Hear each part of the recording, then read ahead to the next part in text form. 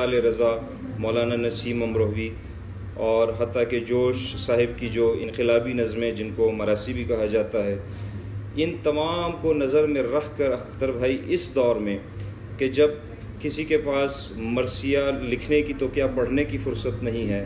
اور یہ بہت طویل ایک صنف سخن ہے، تو اختر بھائی نے اس شعبے میں بھی اپنی جہات نکالی ہیں، اپنے لیے گنجائشیں نکالی ہیں اور مرثیے کی پوری آب و تاب کو سامنے لگ کر وہ لکھتے رہے ہیں۔ پھر فارسی جو میری مادری زبان ہے اس حوالے سے اختر بھائی فارسی براہ راست جانتے ہیں، براہ راست پڑھتے ہیں، بلکہ وہ فارسی غزلیں اور ترجمے بھی کرتے رہتے ہیں۔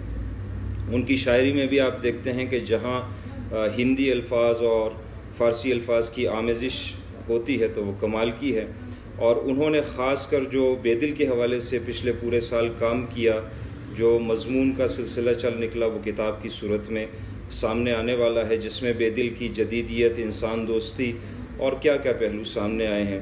تو اختر بھائی نہایت ملنسار، مہمان نواز، ادب، ادیب دوست اور ہمہ وقتی شاعر ہیں۔ والسلام۔